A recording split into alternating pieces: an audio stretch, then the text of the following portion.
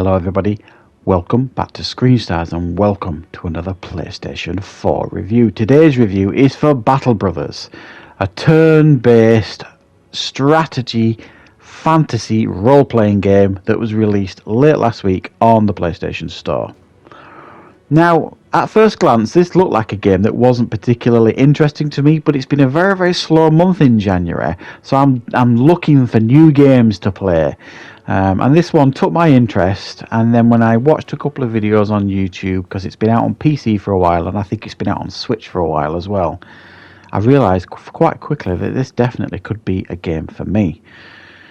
Now, essentially what you do in this game is you are a band of mercenaries, and at the start of the game your group has been decimated, certainly if you do the tutorial anyway, and you have got to kind of build up your band of mercenaries up to 20. You can have 20 mercenaries in your squad by doing contracts, earning coin, building up your reputation, and buying better gear and weapons and so on and so forth. Now that's easier said than done, it really, really is, because this game is tough. I think when I first put this game on, I died 3 times from memory.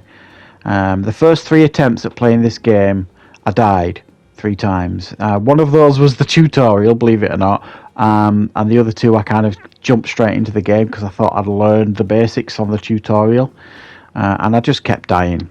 So I went back in and I did the tutorial again on the 4th attempt, and then it started to click. I started to understand the mechanics of the game. I started to realise that you've got to walk before you can run with this game, and it's slow progression. But unlike a lot of role-playing games these days, when you level up a character, it doesn't necessarily feel like anything much has happened. In this game, you cannot wait to level up your characters, because when you first hire a mercenary, for example, when you start in the tutorial, you might have 3 men in your mercenary group. As you earn money, you can hire new mercenaries from like the local towns. So you kind of hire your man, and depending on how much coin you've got, you won't be able to afford particularly expensive characters at the beginning of the game, which obviously makes sense. So you're basically buying like farmhands and people like that to be in your mercenaries, so they're not skilled at all in fighting. So they're very, very low level, and you've got to hope that they will survive the first like couple of battles, because then you'll be able to level them up, hopefully, buy better gear to give them, better weapons, better armor, better helmets, bandages, all this kind of stuff, to try and keep them in one piece on the battlefield, to bring them through to the next battle, because each battle that you survive with a character, they will be slightly stronger the next time. They might be slightly stronger, but they also might be injured, so they need time to heal. They might have like a wound, so you've got to go to a town where there's a temple so that you can heal that wound. Some of them might lose an eye. It's gruesome stuff, really. I mean, they get battered to these soldiers in your mercenary outfit, and permadeath is a thing here.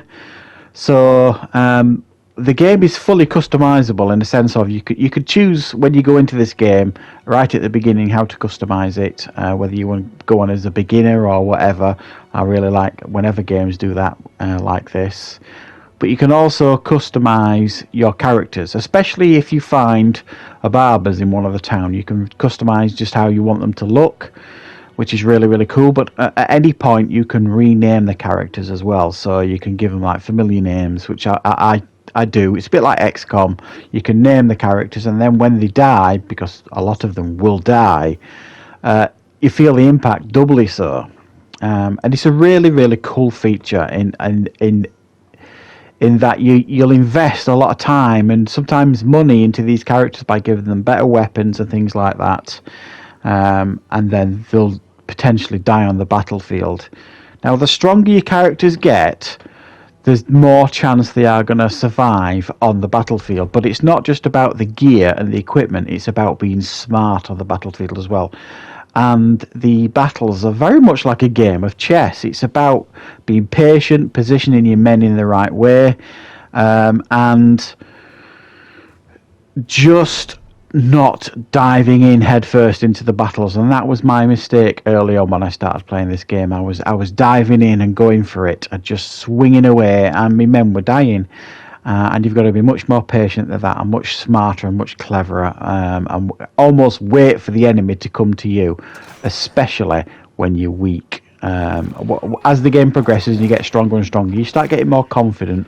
You start having more trust in your men, because they've got better gear and they've leveled up quite a few times. And you know by looking at the state of the enemy, if it's like a band of thugs or bandits, they won't be particularly well equipped. Certainly with you with like a shield and good armor and a helmet on, and a good excuse me, and a good weapon to swing at them. Sometimes you'll take them out with one swing of your weapon, because they won't have any armor and they won't have a shield or something like that. So it's about knowing your enemy, knowing the battlefield, and being patient and smart. And I really, really love the battles here on this game.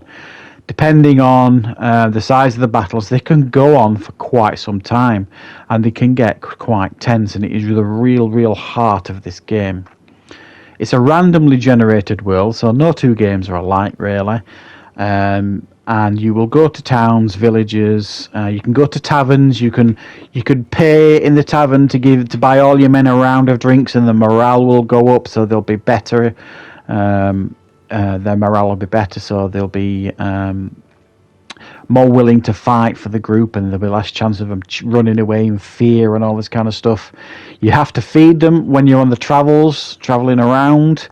So you've got to buy, like, from the markets, food, you've got to buy medicine, you've got to buy tools to repair equipment and all that kind of stuff.